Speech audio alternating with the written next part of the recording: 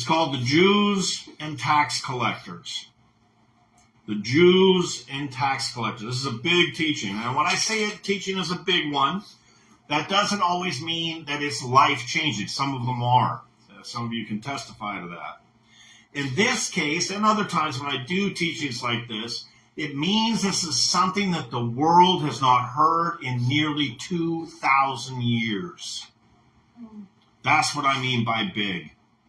This is one of my, I would put this in the top 5 big teachings we've ever done here. You came to visit at a good time. Well, they're all good. I like to think they're all, but this is something special. And I run the risk of this being anticlimactic because, like I say, it's not life-changing. It's just one of those things that in Christianity and Judaism, we have not seen this. It's gone right by our radar. And it's just, I love teachings like this. I love them. And we're going to restore the good names of 2 biblical characters. Yay. Yeah, I always love that. Yeah. So this is something that's not been heard. And I've searched to see if anybody is saying this. They're taking it to here. I'm taking it to here. It's like they can't see that last step. It's big because much better men than I, throughout the centuries, good believers, scholars, have believed this lie that we're going to be talking about today, today's topic, and they didn't even know it was a lie. They missed it.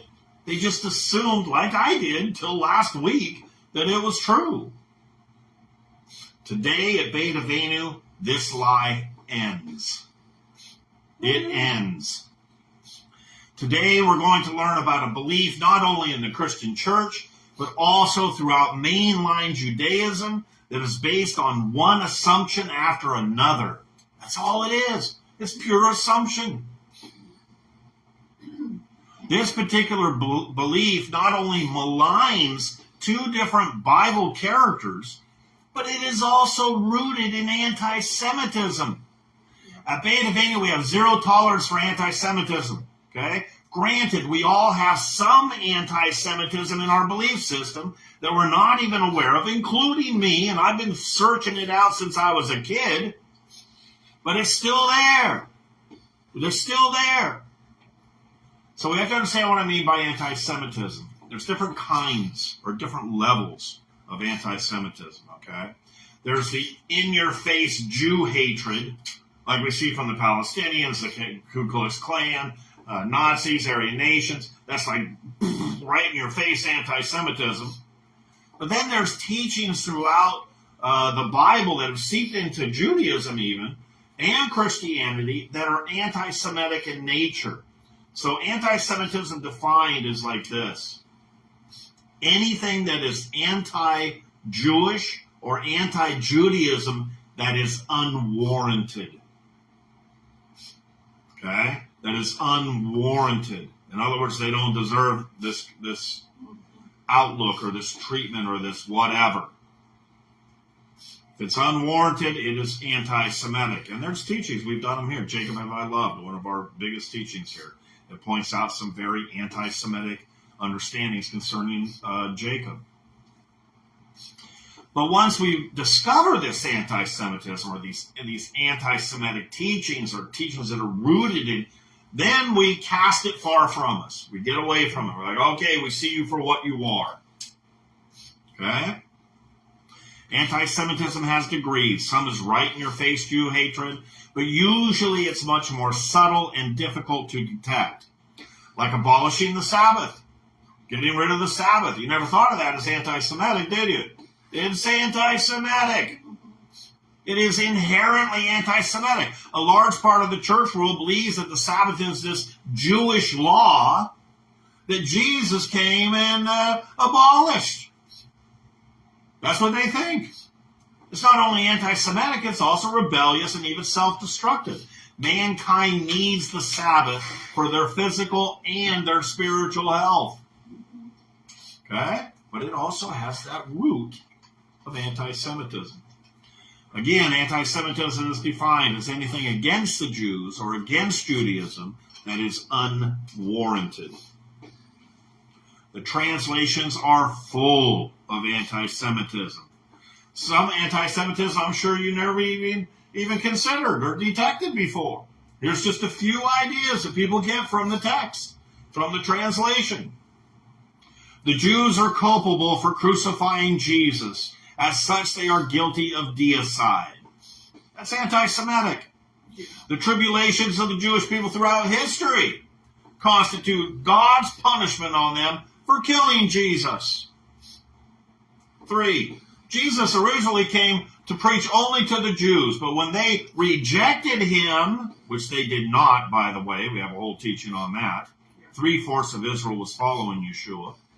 There's one line that says they rejected him. Well, who are they talking about? They're talking about a few people reject. There were a few leaders that rejected him, not the whole people, all the people, just a few.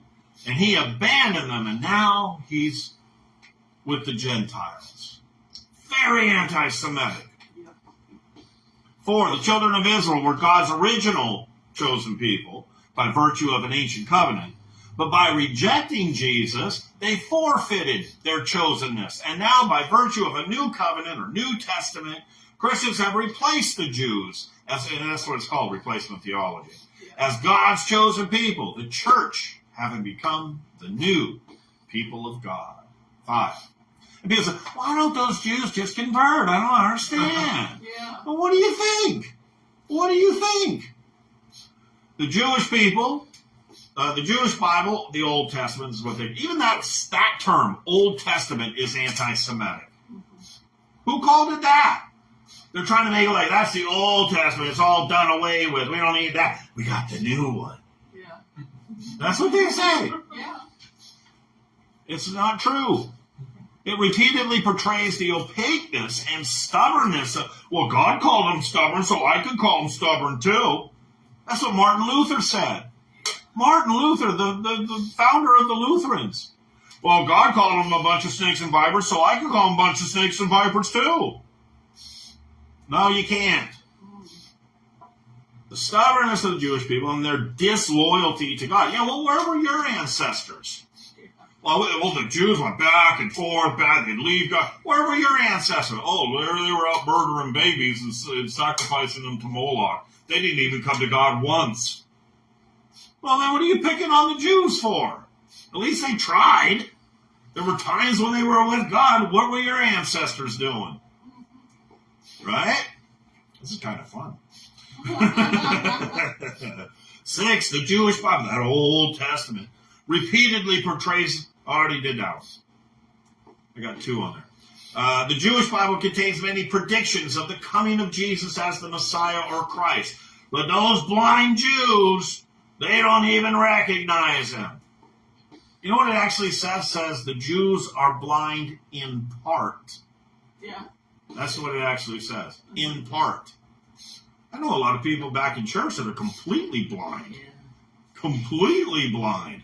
They're so full of anti-Semitism and in-your-face Jew hatred, I don't think they're going to make it to heaven. You can't hate Jews and then go to where the king of the Jews is. And he's a Jew. By the time of Jesus' ministry, Judaism had ceased to be a living faith. Also not true. We're going to examine that a little bit more today in this teaching. 8. Judaism's essence is a restrictive and burdensome legalism. They think before Jesus came, you were saved by the law. Then after Jesus came, then we're all saved by grace. Let me inform you. We have always been saved by grace.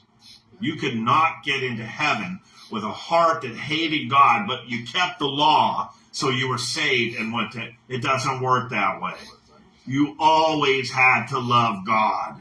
Always. That's a big lie. Judaism's oppressiveness reflects the disposition of Jesus' opponents called Pharisees. Yeshua was a Pharisee. He was a Pharisee himself. They were the party of the people. Okay, were there a few bad Pharisees? Sure. But he says right in the New Testament, do all that they teach and observe. Oh yeah, we all know that. But don't do as they do. Don't do as they do. What about the first part? Do all that they say, all that they teach, and observe it. He didn't say that about the Sadducees, didn't say that about the Essenes, didn't say that about the Herodians. He did say it about the Pharisees. If you read their works, we have them up here in the library, the Talmud, a lot of other rabbinical works from the first century as well. The Mechilta, I'll be talking a little bit about that today. If you read these works, these were people that were seeking after righteousness. These were good people. Of course, we had some bad apples. That's why they made the news in the New Testament. That's all they did. They made the news. We hear the story about the Good Samaritan. You know that story in the New Testament, the Good Samaritan. And there was that priest, right, who walks by the guy. And he's like, oh, I'm not gonna help him. And he goes, what? And everybody goes, oh, those Jews, right? Those Jewish priests were the worst. Oh, he was a bad guy. It was one bad guy. That's why it was when people read that story, Yeshua was telling the story, we were horrified. A priest did that? What? That's part of the story. He's the guy that made the news. Right? Jews are very open about the mistakes that we've made. You will not find another book like the Bible. You will not find it. In it, we talk about everything we've ever done wrong. Everything. You write a biography, I guarantee you, there's a lot of things you're going to leave out in that biography, aren't you? Because they're embarrassing. But this is the Bible. We have to teach people. Don't do this. Here's what we did wrong. Don't do that. That doesn't mean that was our character, and it has always been our character ever since. You can't read it that way. Anyways, those are all false doctrines, all of those. None of those doctrines are taught in the Bible. I can disprove every single one of them. In fact, we've done it. We have teachings against every one of these false doctrines. And that's the short list. That was the short list. I've even said before, you have to watch how the translations even say things. How it says, the Jews. The Jews? What do you mean, the Jews? Which Jews? Which Jews are you talking about? You don't just say the Jews. Explain who. Now, we knew, and we're writing these things when we said the Jews, we had to completely understand who he's talking about. 2,000 years later, you may not know which ones he's talking about.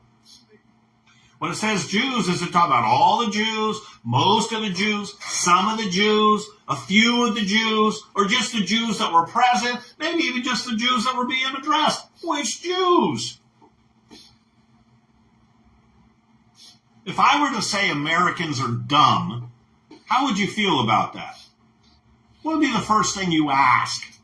You say, well, wait a minute. Which Americans are you talking about? Right?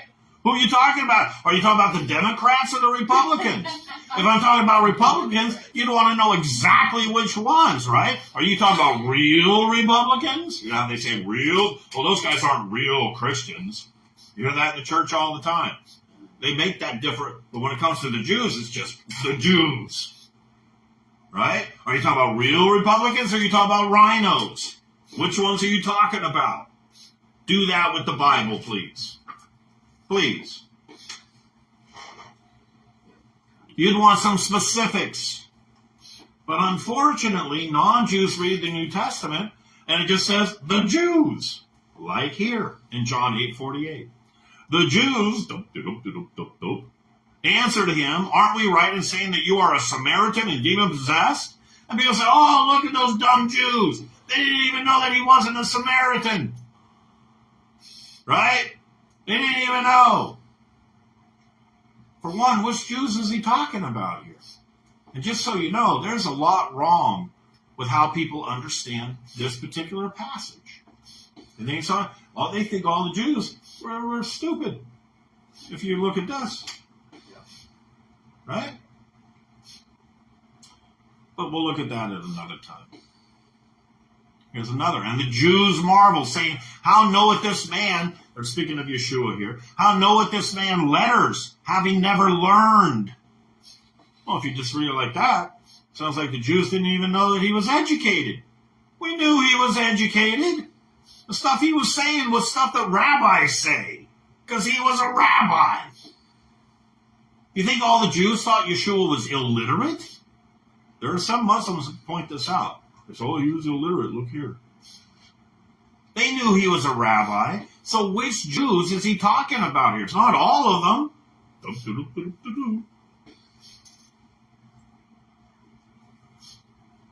Okay. That got my blood going. Now we're going to switch gears. But don't worry. We're going to get back to all that we just talked about. We're going to get back to it. Now we're going to talk about Matthew. The same Matthew who wrote the first of the Gospels in the Brit Hadashah, the renewed covenant, also called the New Testament.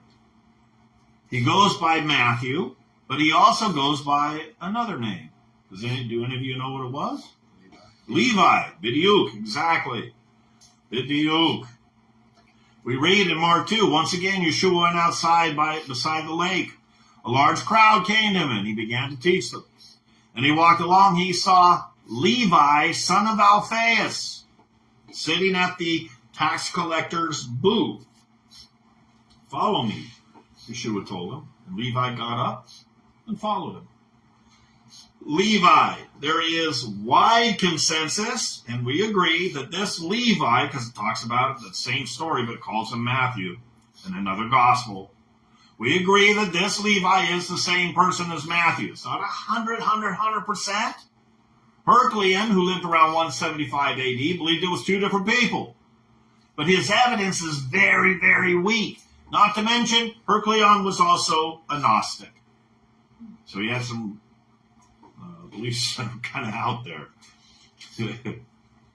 So we're in agreement with the majority there. But then I started searching this out. This is early this week. I started looking things out, different stuff from there. We agree it's Levi. That's done. And I saw this from AI. And I asked, is Matthew a Christian name? And as you can see here, it says, yes, Matthew is a Christian name. No, it isn't. No, it's not. The name is a Hebrew name. It's Mityahu. Mityahu. Do you remember Hanukkah? Mityahu, that was the father of Judah the Maccabee. He was named Mityahu. So I asked AI again, who was the father then of Judah Maccabee? And it said,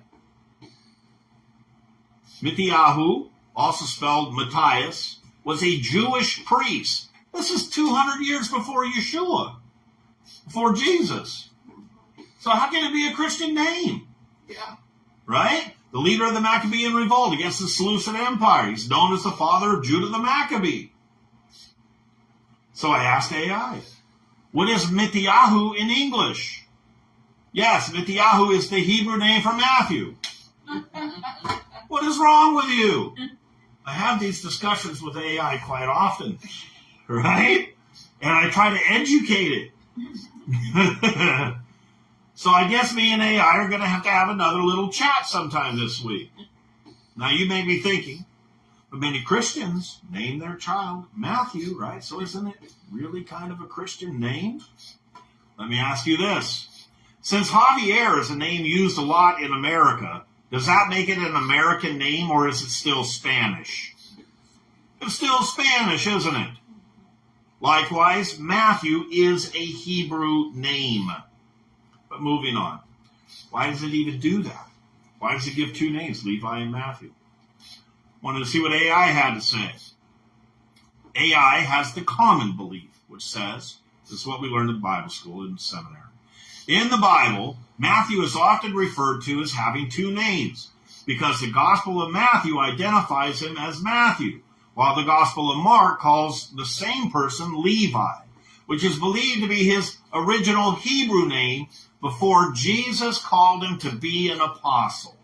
Essentially, Matthew is the Greek translation of his Hebrew name Levi in this context. What a bunch of nonsense. Yeah. It is so far off, it's ridiculous. Wrong again. They're both Hebrew names. We just established that.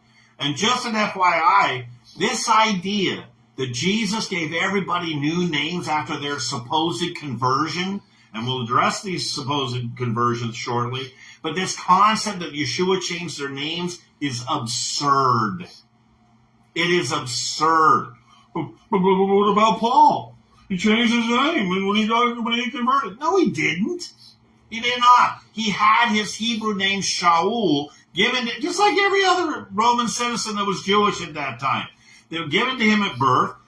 And then shortly after, he was given his Roman name by the government, which was Paul, comes from the name Paulus, which isn't even Greek, by the way. It's Latin.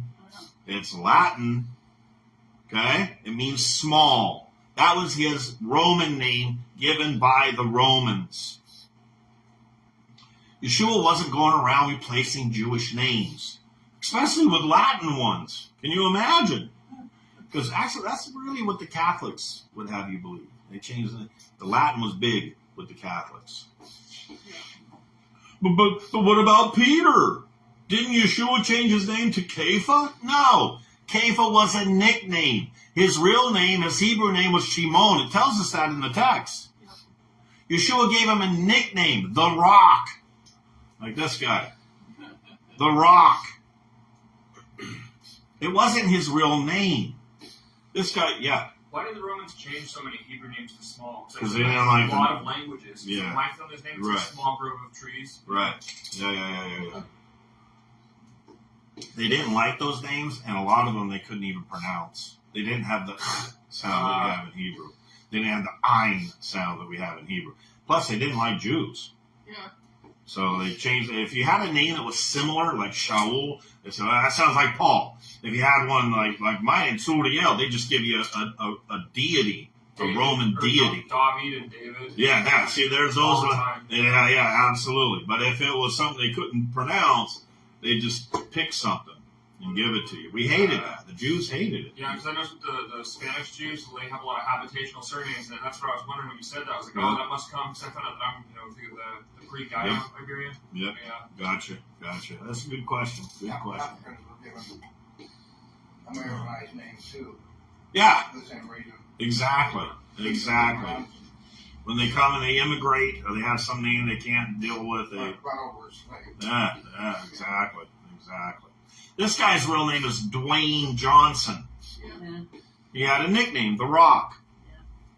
Look, when I was really little, when I was like 5 years old, my nickname was Troll.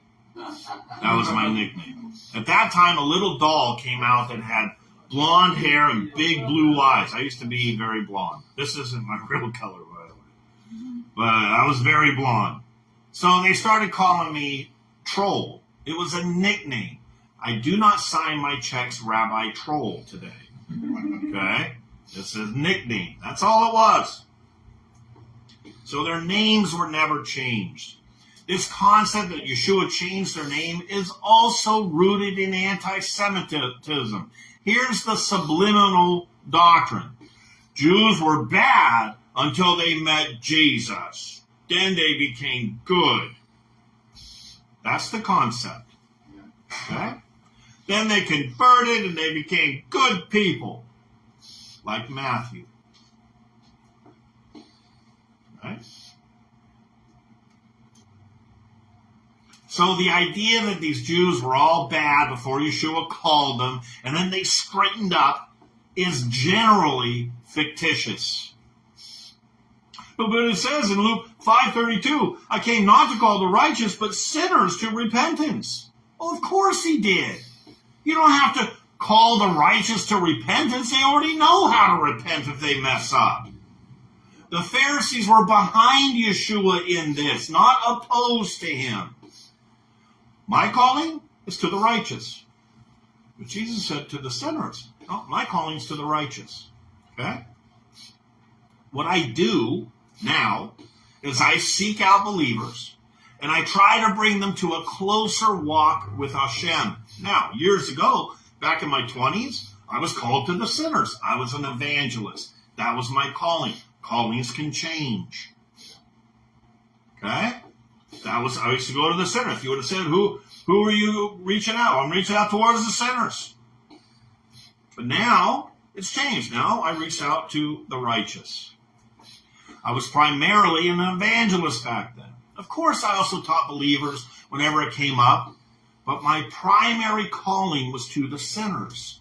Same with Yeshua, but at that time, his calling was to the sinners. His primary calling was to unsaved Jews. He wanted to save their souls from damnation. Doesn't mean I don't, okay? But we have our primary callings. There's evangelists, pastors, etc., etc. These are callings. That doesn't mean that he didn't take the disciples under his wing and teach them the depths of the faith. I'll tell you what he wasn't saying here. He wasn't saying, I'm ignoring the Jews of the establishment and reaching out to the sinners. I hear that all the time. He was against the Jews, against religion. Have you ever defined religion? You ever looked it up? It means belief in a god or gods. That's religion. All these idiots that get out there, well, I'm done with religion. I just have a relationship with Jesus. So you don't even know what you're saying. That's not English. Religion, if you don't believe in religion, you don't believe in a God. Okay? That's just English. And Hebrew is the same. He wasn't saying he's ignoring the Jews of the establishment, and that that's what the church fathers wanted us to believe. They tried to pit Yeshua against the Jews. That's what they did, every one of them. All the later church fathers, not like Polycarp, but the later ones. Ignatius, all the way down. They're trying to pit him against the Jews. Oh, he's against the Jews in the temple. Now, there were a few bad ones. There were some corrupt ones. It talks about them in the stories, in the Gospels. But not all of them. What about Nicodemus? Yeah. Right? That's what the church fathers want us to believe. They tried to pit Yeshua against the Jews and make it out to be that Yeshua was starting this new religion.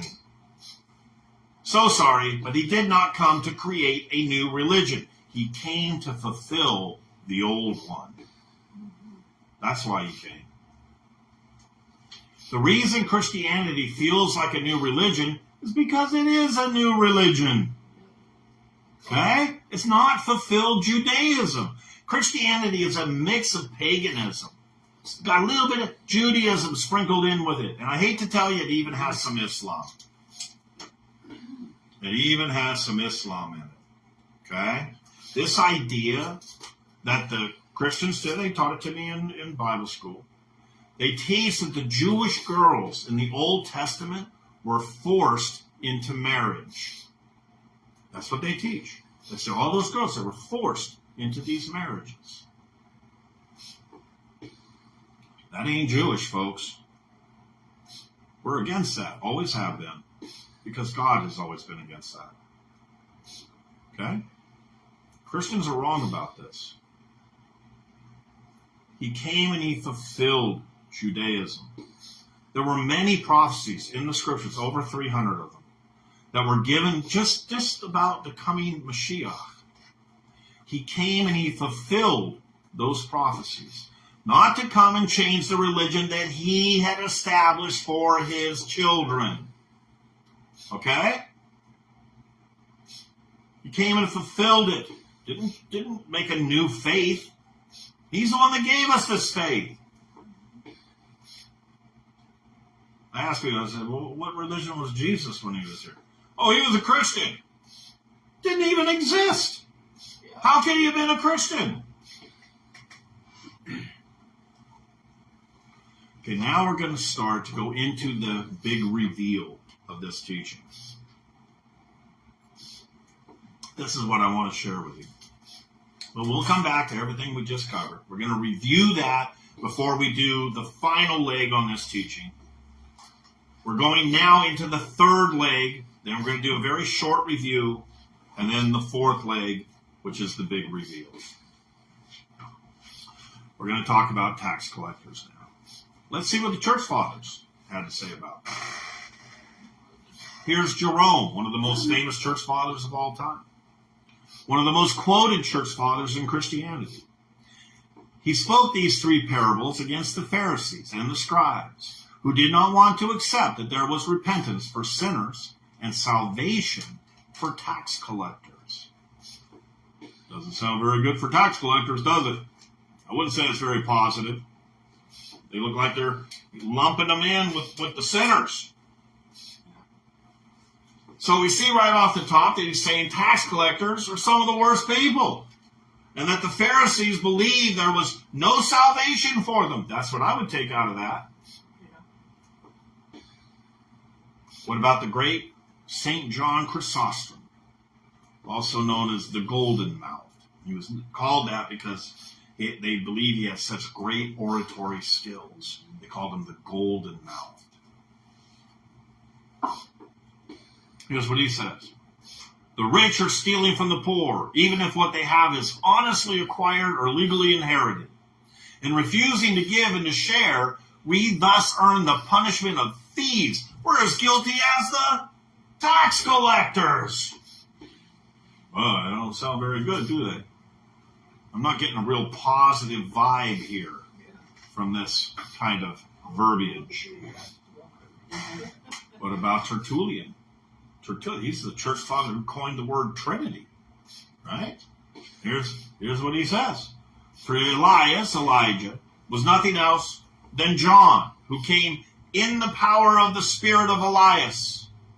While that man, gluttonous in topping, the frequenter of luncheons and suppers, in the company of publicans and sinners. You know what the word publican is in Greek? It's the same word as Democrat. It's the same word as tax collector. It's the exact same word. And whenever you read in some of the older translations, it says publicans, those are the tax collectors. He don't sound very positive towards the tax collectors here, does he? Against the publicans. It's not like publicans. Some people think when they read that it means politician. It doesn't. It's tax collector. There are too many to even mention in this one teaching. All the church fathers did not like the tax collectors. They all had horrible things to say about them. There's too many. Maybe in the next one I'll put a bunch more. The fact is, none of the church fathers saw tax collectors as anything good unless they then converted. Then they were good. So this whole past life that they had was evil, wicked. So this idea, of course, then bleeds down into today's thinking in the church. The great Charles Spurgeon, I've quoted Spurgeon. He had a lot of good stuff. He calls the publican, the tax collector, the worst man on earth.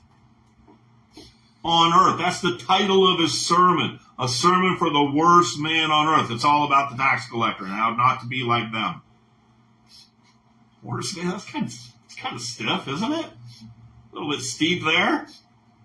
Charles Finney, I've quoted him too. He was good. Talks about the publican.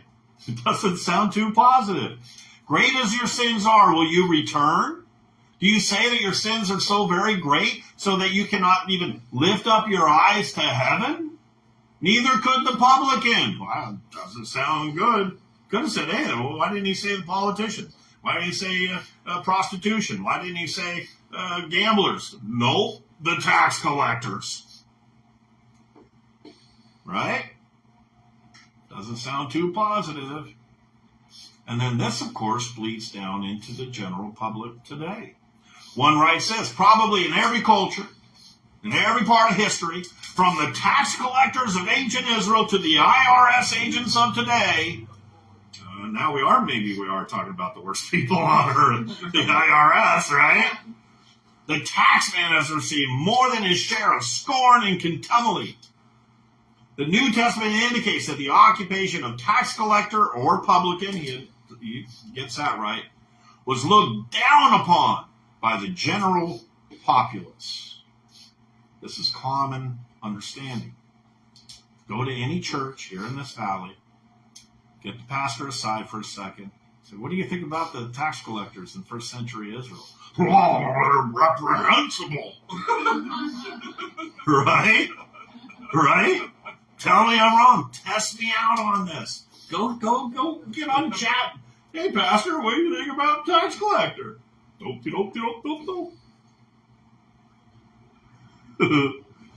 Another lumps them in with prostitutes. Jesus responds by reminding them of their place behind the prostitutes and tax collectors. See this association.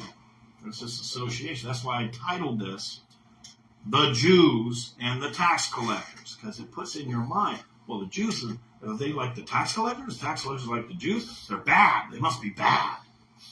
That's why I titled it this, just to bring that out. This is not to say that there is something inherently redemptive about prostitution or tax collecting. Good grief. Both vocations are by definition antithetical to Christ's message. Now he's saying the tax collectors are antithetical to Yeshua's preaching. Tax collectors bad. Tax collectors bad. Try Googling tax collectors. Right? Here's one. I don't care what you put in there. Tax collectors and hate. Tax collectors. What makes them exceptionally evil to first century Palestine? Why are tax collectors and sinners usually mentioned? If sinners refers to the hardcore, notoriously evil people, there is nothing good about tax collectors online or in books. There's nothing good. Now, we understand this has come down via the so-called church fathers, who hated Jews, by the way. Not Polycarp, but most of the other ones. But is it just from them? I mean, doesn't the New Testament itself cast a disparaging picture of the tax collectors? Kind of like, look like this guy. It says on the bottom, honey, what's the penalty for late payment of taxes? Well, it does say some things that seem apparently pretty negative. Let's look at a couple of them. Matthew 9. As Yeshua went on from there, he saw a man named Matthew sitting at where? Not in prison. The tax collector's booth. Follow me, he told him. And Matthew got up and followed him. While Yeshua was having dinner, now at Matthew's house, this is going to become important, many tax collectors and sinners came and ate with him and his disciples. When the Pharisees, which Pharisees? Just a few bad ones. When they saw this, they asked his disciples, why does your teacher eat with tax collectors and sinners? So right there, everybody read it. They made that association. Tax collectors are bad, like sinners. Right there. On hearing this, Jesus says, not the healthy who need a doctor, but the sick. But go and learn what this means. I desire mercy, not sacrifice, for I have not come to call the righteous, but sinners. Of course, we read that. Of course he did. That's what he came for. We're going to really look at this. Tax collectors, sinners. Tax collectors, sinners. Are you making that association yet? Yes, ma'am. Would it be fair to say that, just as you said, some of the Pharisees, Yes. some Pharisees, Yes. would it be fair to say that some of the tax That's exactly what we're going to get into. That's very, yep. That's what we're going to find out. That's what we're going to find out. We're going to find out if this was the general consensus or not. Tax collectors. Luke 19. Here's another one. Yeshua entered Jericho and was passing through. A man was there by the name of Zacchaeus. You all know the story, right? He was a chief tax collector and was wealthy. Ooh, right away. So, we don't like the wealthy. Now, you get that a lot. People are, Jesus came for the poor. No, he came for the wealthy too. There's good people that are wealthy. There's good people that are poor. And so that's just the way it is. Okay? He wanted to see who Jesus was. But because he was short, he could not see over the crowd. So he ran ahead. He's running. And he climbed a sycamore tree. We don't actually have sycamore trees. They're not native to Israel. It was actually a fig tree. This translation got it right, at least by putting in fig tree to see him. Since Yeshua was coming that way, When Yeshua reached the spot, he looked at us and said, Zacchaeus, come on down. Come down. I must stay at your house today. So he came down at once and welcomed him gladly. All the people saw this and began to mutter. He's going to be the guest at the house of a sinner. Some people muttered that. They muttered that. Doesn't mean it's true. It means they muttered that. Okay? But Zacchaeus stood up and said to the Lord, Lord, Lord, look. Here and now I give half of all my possessions to the poor. And if I've cheated anybody out of anything, I will pay him back 4 times the amount. We're going to examine these 2 passages. So according to common teaching, the Jewish tax collectors would rip off their fellow Jews, those stinking Jews. They'd rip off all the other stinking, grubby, money-grubbing Jews.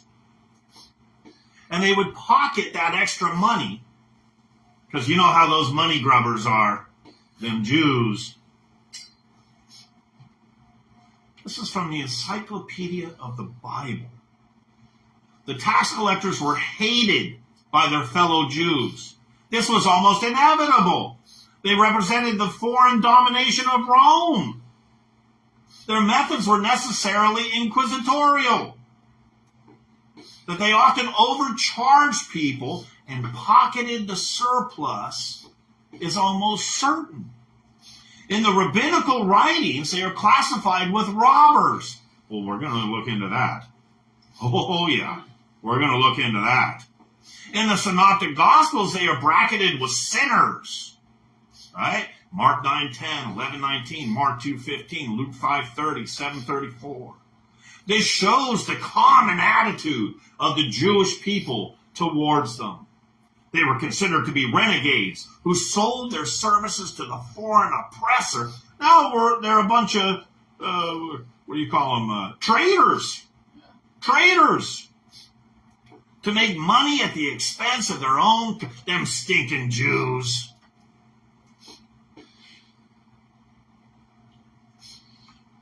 So we're seeing references here to the Brit Hadashah, to the New Testament.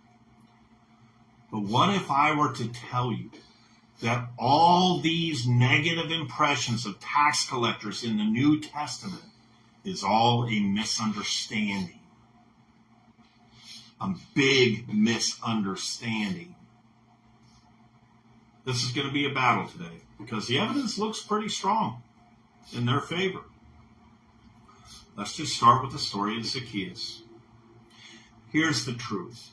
He hears Yeshua is coming. He's excited about it. And he runs and he climbs a tree. Yeshua says, hey, I'm going to stay at your place today. And Zacchaeus says, Lord, if I've taken any money that wasn't owed, I'll pay it back 4 times. If,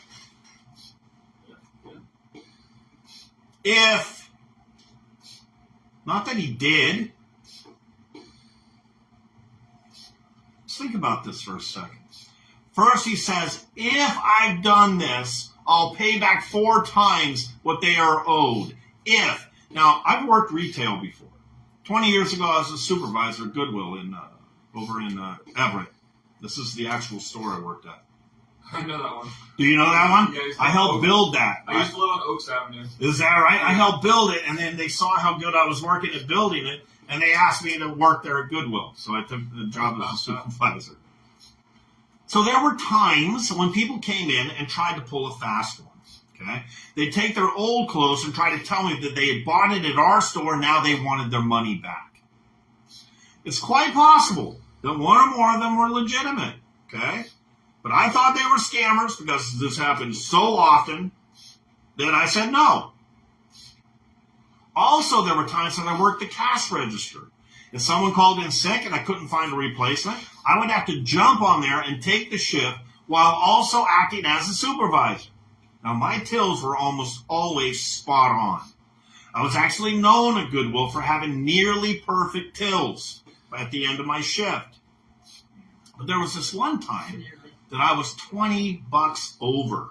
So what that means is I accidentally overcharged somebody. Okay? I overcharged them. That's a lot. I don't know how it happened, But if some customer had come to me at the end of that shift after I'd counted out and specifically said, you overcharged me $20, I would have apologized profusely because I'd be looking at my till and it's $20 over. I would have apologized profusely and gave them their money back. Now, maybe not 4 times the amount in that particular situation, but I would have been very sorry. Now, instead of just jumping to the conclusion and thinking Zacchaeus was a bad man and a thief, someone who cheated his own people, instead, let's take a pro-Jewish attitude towards this incident. Maybe Zacchaeus was a good guy who had heard that Yeshua was the Mashiach, so he wanted to see it. So he runs, climbs a tree just to get a glimpse of him. This is what actually got me thinking about this whole teaching in the first place. Yeah. Now the text says Zacchaeus was a wealthy man. He was a wealthy man. When I read that at the beginning of this week, I thought, my brother Wayne is a wealthy man. Very wealthy. And in all honesty, I cannot imagine him climbing a tree to see anything. He wouldn't do it. There's no way. He's not going to climb a tree. Granted, my brother was tall. He's tall, 6'1". But something tells me that even if he was short, I can't really see him climbing any tree for anything. Then I start thinking, I'm not even a wealthy man. I don't see me climbing a tree either. Can't think of anything where I'd climb a tree to see something. Oh, maybe the Mashiach, right? Because I'm a believer. I love the Mashiach. That maybe it's possible. Because it meant something to me. It was important to me. But this wealthy man did, Zacchaeus. So I started thinking, well, what if he wasn't a bad man? But he said he'd pay back 4 times the amount. Okay, if Yeshua appeared before me, I'd be trying to think if I had made a mistake and overcharged somebody. I'd be like, Lord, tell me, and I will pay them back 4 times the amount. If I've missed something, I forgot something, I did something by mistake, I will do this. He gives half of what he owns away. Okay? But hang on. Now I'm going to give you some information. Some jobs have potential. Yeah, that's right. That's a true statement right there. Some particular jobs have great potential for abuse. President of the United States, right?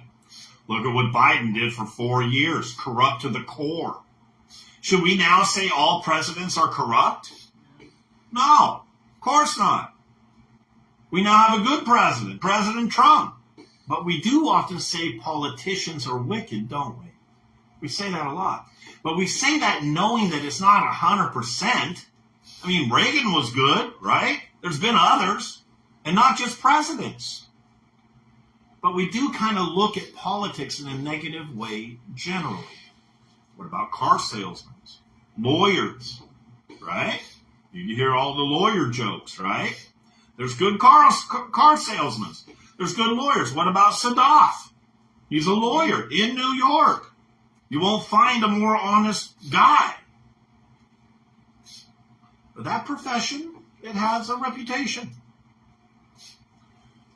In the first century in Israel, there were some tax collectors, this is getting to your question, who were in a bad arm of the profession. There were different kinds of tax collectors. Some of the tax collectors were commanded by Hashem. We used to collect the temple tax. They're tax collectors. Not all taxes are bad. That arm was looked on very favorably by the Jews. Then there were agricultural tax collectors from the Romans. They weren't generally looked at as favorably because they worked for the Romans. Then there was another arm that was even a little bit worse than that. It was the tax for the king, the tax for the Caesar. Those guys were pretty ruthless. Okay? But not even all of them. There's references about them. Some of them were really good. Some of them. There were also tax collectors who worked as customs agents. Okay? They were called toll collectors. They mainly collected from foreigners coming into Israel from other countries or even from within the empire to sell their wares to the Jews in Israel. Lots of different kinds of tax collectors. Some of them were bad. Okay? So we don't know which one Zacchaeus was. But if he was a good one, I could see how when meeting the Mashiach, he might want to prove that he's not one of the bad ones. Look, I'll give half myself to the poor. I'll pay back 4 times the amount. I can understand that. I can easily see how he can say, look, if I've ripped anyone off, I'll pay him 4 times what I owe if. I can see this easily. Then I got to thinking. If Zacchaeus was this low-down, rotten guy who ripped off every Jew, then how could he pay them all back 4 times what he owed them? Oh, yeah. Right? Dang. Right? How could he do it? Now, I don't know if any of you are math experts, but the numbers don't add up here. If you owe me 1 penny, but I take 2 from you, and I give 1 to the Romans, but I keep 1 for myself, how can I pay you back 4 pennies? Especially after I just gave half my stuff away. This was a righteous man. However, if I just made a few mistakes and then Yeshua can reveal those to me, can reveal those mistakes, then it's much more likely I could pay back 4 times the amount to those few people. That makes a lot more sense to me. Then it's much more likely that I could do this. Add that to the fact that Zacchaeus said, if I have done this, now that whole story's starting to change. Now we're restoring the good name of Zacchaeus. Not that he was this horrible Jew, and then he met Jesus and became a good guy. He was a righteous man who met his Messiah. Well, there's some assumptions there, Rabbi. Whoa, what if I look at the assumptions they're making?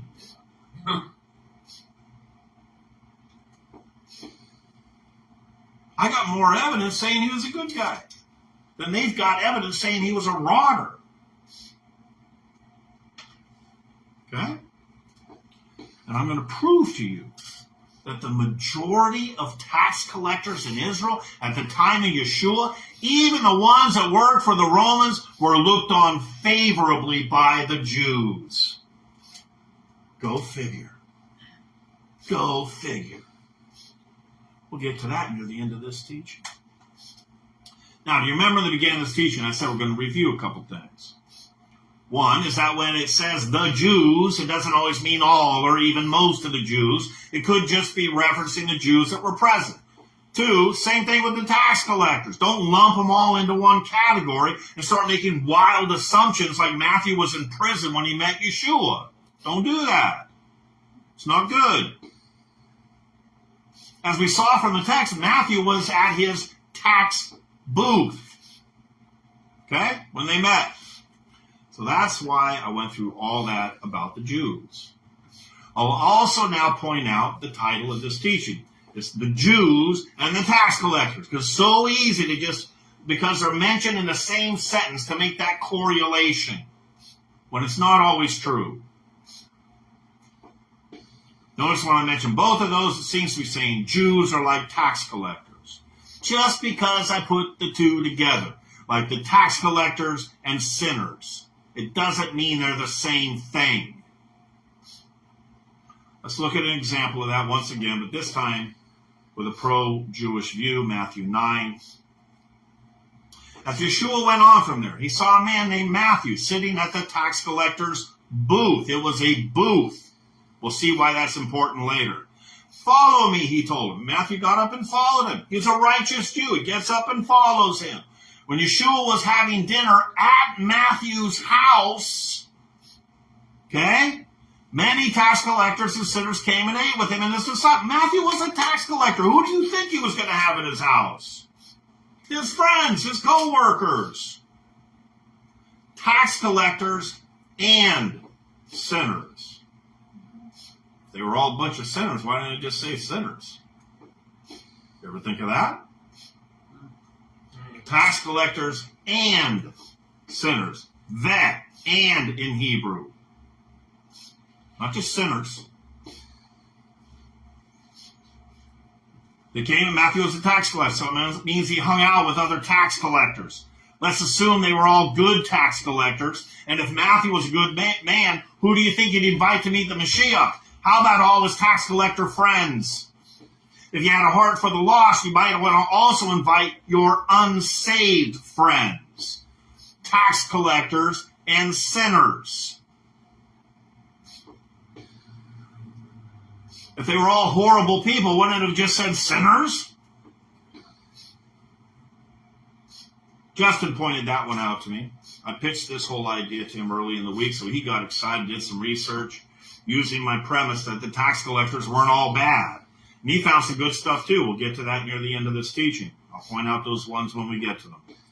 When the Pharisees saw this, they asked his disciples, "Why does your teacher eat with tax collectors and sinners?" Well, maybe the tax collectors Matthew was with were unknown to this particularly small group of Pharisees. Maybe these particular Pharisees thought these were the bad tax collectors.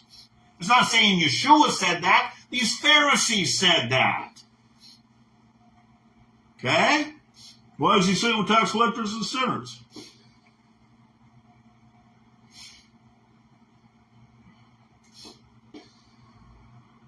Maybe these particular Pharisees thought they were the bad ones. What the church fathers often do is they'll say, the Pharisees were horrible liars and hypocrites. You can't trust anything they say. And then when it fits their narrative, they go, look, the Pharisees said this and this, so it must be true. Well, you just said they were a bunch of liars and hypocrites. Now you want to quote them?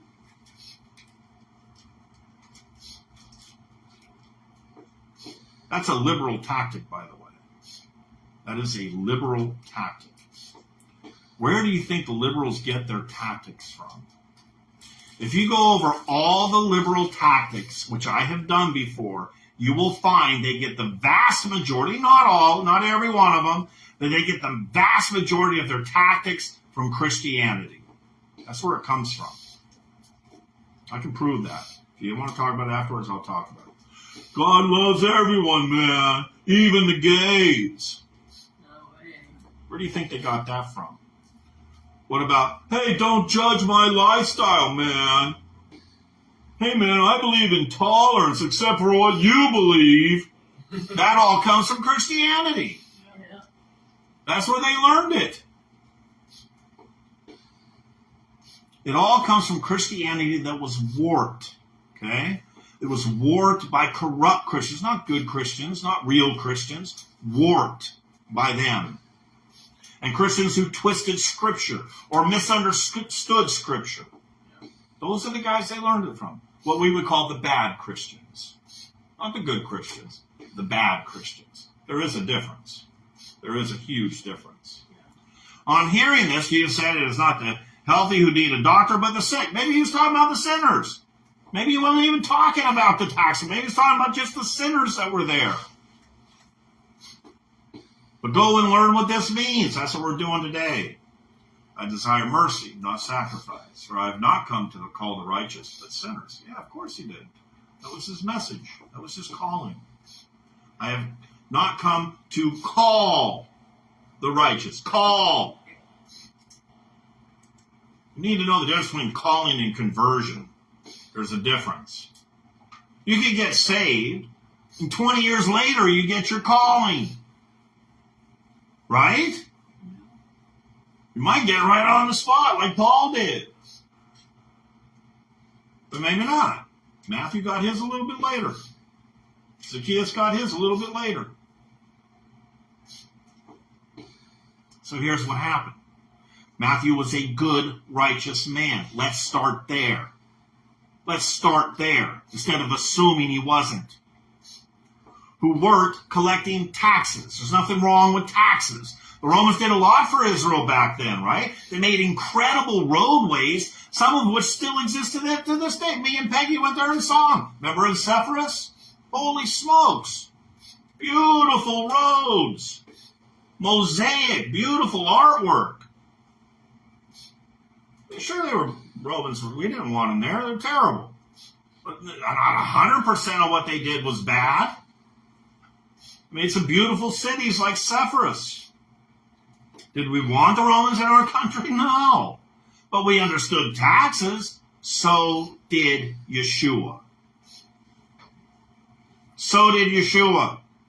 He said, render unto Caesar that which is Caesar's. He didn't say, don't pay, it's all evil. Right? Yeshua wouldn't tell us to pay if it was sinful. Would he? So Matthew was a good man. Well, yeah, after he converted, where does it say that he converted? Nowhere. It doesn't even hint towards it. It's not there. That's just in our heads. It's another assumption. It says he was called. Let me tell you this. Yeshua never called a disciple who wasn't already saved. Not even Judas. In fact, it says about Judas that he was an apostle. He became an apostle and he went bad. He didn't start out bad. He went bad. Okay? I know Baptists have a hard time with that. They believe in the once saved, always saved doctrine.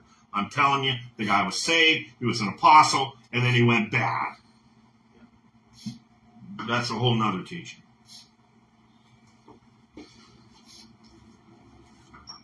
Yeshua never called a disciple who wasn't already saved. Salvation comes first. Then you receive your calling. That's how it works. I'll also say one could be saved before they ever met Yeshua. Before they even met him, they could have been saved. Right? There were righteous Jews before they met Yeshua. Think back when Yeshua was born. Remember Simeon? Remember him?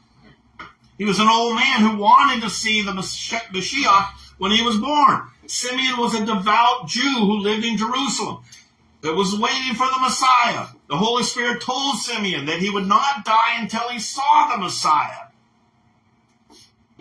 He was righteous, saved. We have to understand what saved means. Saved doesn't just mean that you believe in Jesus, okay? The Old Testament saints were saved looking forward to the cross. We today are saved looking back towards the cross. They were just as saved as we were. Okay? Matthew was also a righteous man. There is nothing that suggests otherwise. Nothing. Go back and look at it. But he was a tax collector. What if I could tell you I know which kind of a tax collector he was? This is a major part of my big reveal. I got to looking at his story. I first asked myself, well, where did this calling take place? Where did all this happen? Do you guys know where it happened? Capernaum. It says so. He was in Capernaum. Capernaum is on the Sea of Galilee. We've also been there as well. I take all our tours there. He was in Capernaum. I started thinking, Capernaum was known for being a place where they collected tolls. Tolls from those who were crossing the Sea of Galilee. Right? You ever look at a map of first century Israel? Here's a big reveal right here. Look at where the Sea of Galilee is. Right here. Sorry, I didn't blank that out. I took a screenshot. This is the Sea of Galilee. Capernaum's up here. This is another country. This is Aramea, Syria. They were here. When they crossed over, they had to pay a toll. Foreigners. They were collecting tolls from other countries, collecting taxes from those who were coming across with their wares. Tolls. You see, the Sea of Galilee bordered Israel and Aramea. This was a major trade route in the first century. All archaeologists know this. Foreigners would come across the lake with all their wares to come and sell to the Jews. Foreigners. Matthew was a customs agent, and he didn't go around taxing Jewish farmers. He taxed foreigners who were coming into Israel. If you wanted to work as an accountant back then, you could not have found a better job. He was smart. Matthew was no traitor. Nowhere does the New Testament allude to Matthew having been a bad person when Yeshua called him. So it's time we stop maligning his good character. So the next thing I did when I started seeing all this was I checked to see if any of my old professors had anything to say on it. Dr. David Biven wrote some interesting things. He said this is a scholar. This guy knows Aramaic, Coptic, Hebrew, all the biblical languages. Greek, he is a Greek expert. Koinonia specifically. There were various types of indirect taxes, especially tolls, in Latin portoria, paid on the movement of goods within the empire. Ordinarily, these indirect taxes were not collected by Roman officials. Okay?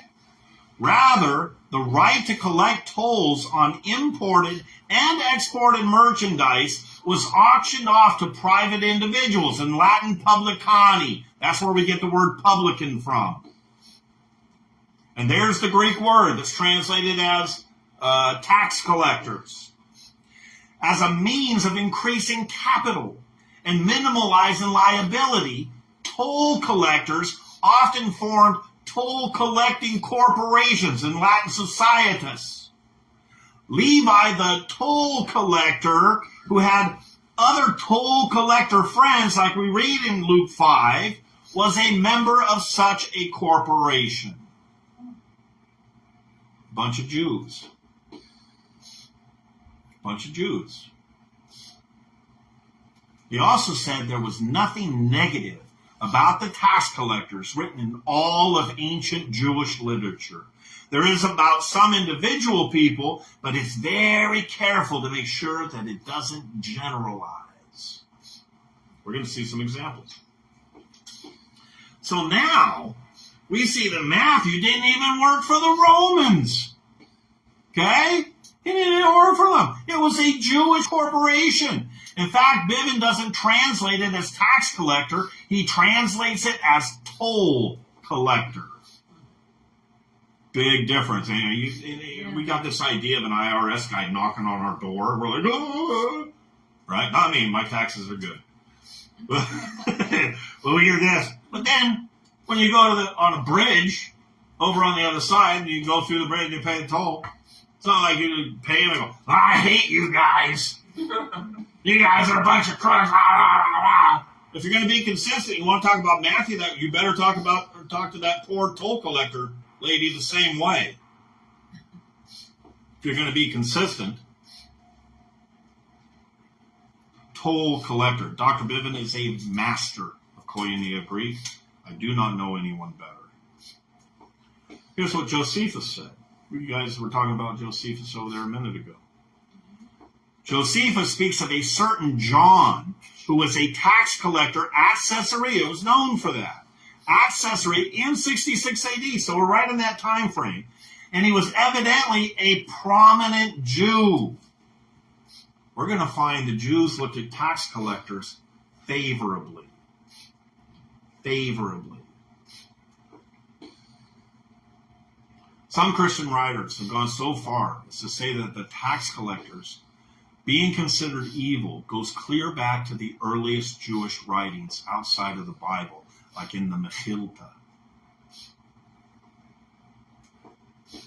He says this right, to associate with tax collectors and sinners was considered sinful behavior for Jews. And I'm like, what? Tradition stated, let not a man associate with the wicked, not even to bring him to the Torah. And I'm like, I remember this passage. I studied this in yeshiva. It doesn't say a word about tax, so I went and looked it up. Not a word about tax collectors. It does say Let not a man associate with the wicked, not even to bring him to the Torah. It does say that. There's the passage. You can go look it up. Nothing about tax collectors. Right? So now they're saying that we believe this. Be careful of non-Jews speaking for Jews. Be careful of that. I looked up the reference. It says nothing in tax, not even a hint. And you can't trust anybody anymore. You know, I even looked both ways at a roundabout. You just don't know. You just can't. You know what I'm saying? You just don't know. You don't. Maybe some Nunu is going to come flying at me from this direction. You don't know what to expect these days. I've seen some crazy things. I saw a kid on a leash the other day. You ever see that? They got a leash, and apparently it's rude to ask if it's a rescue.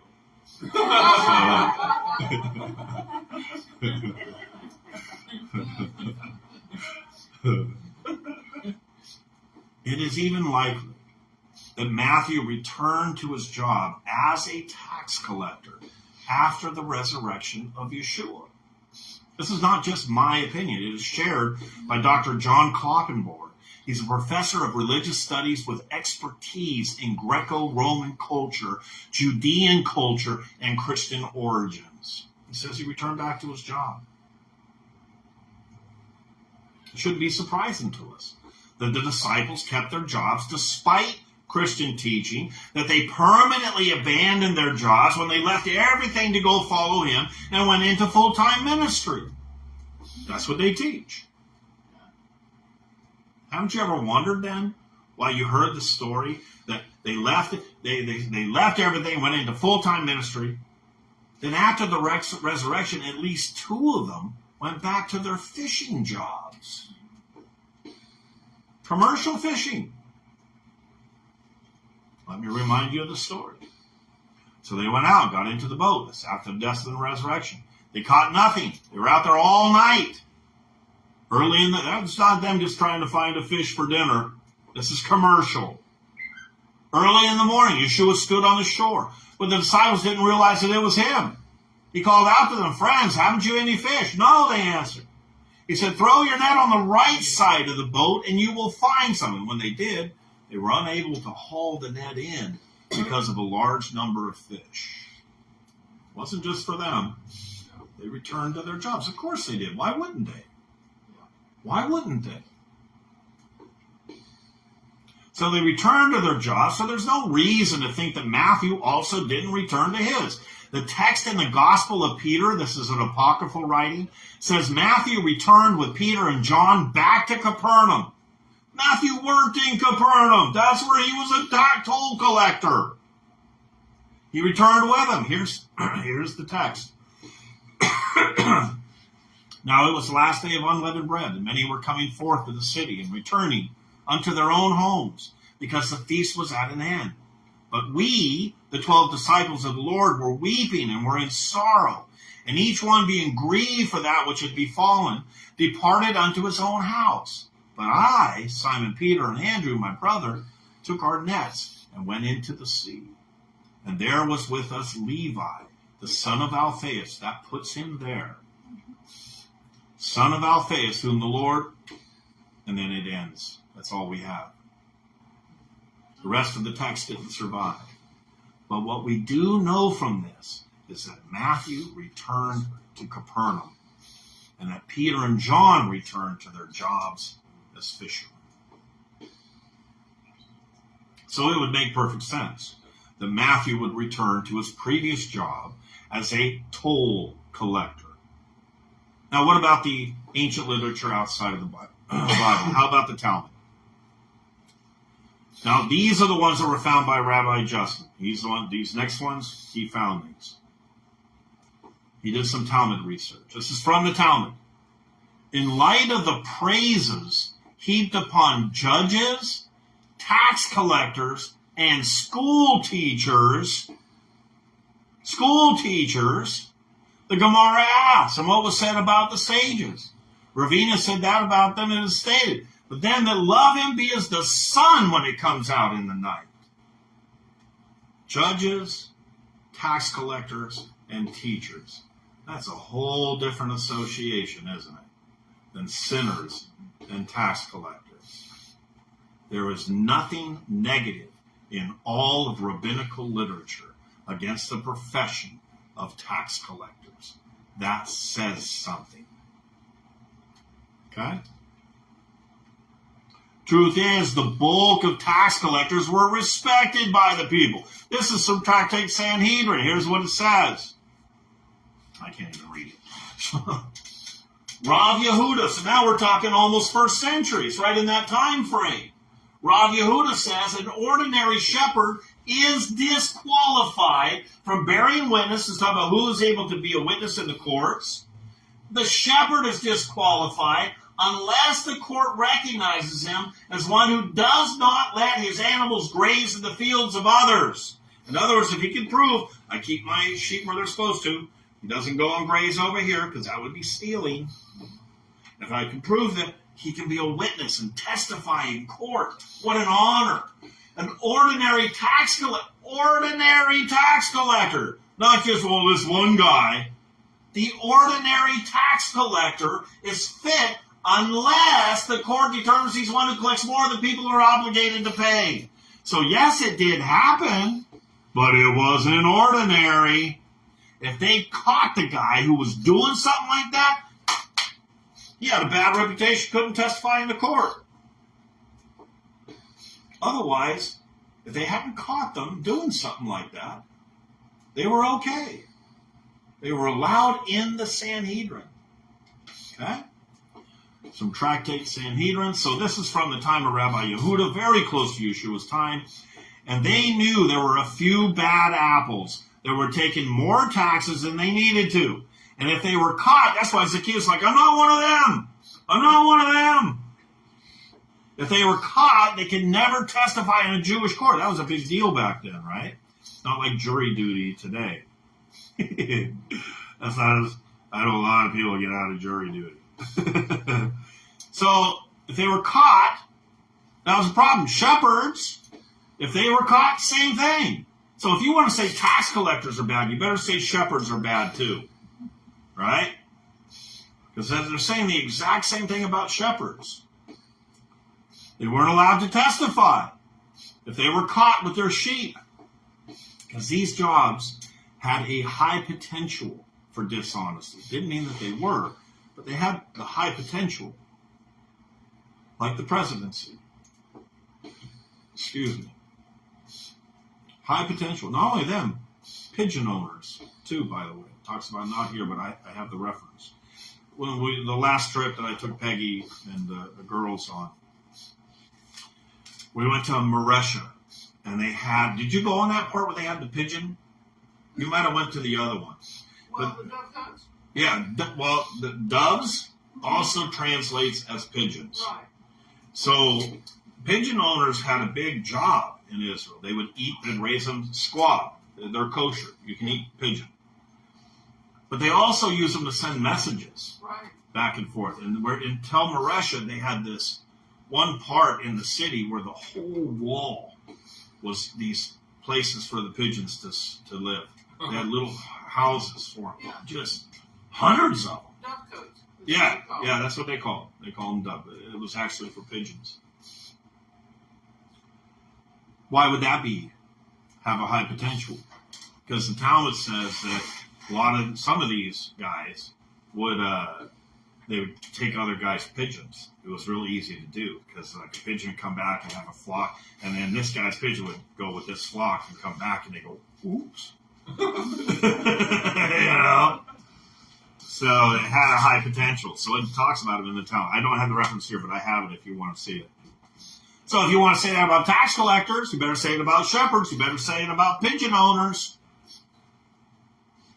Okay?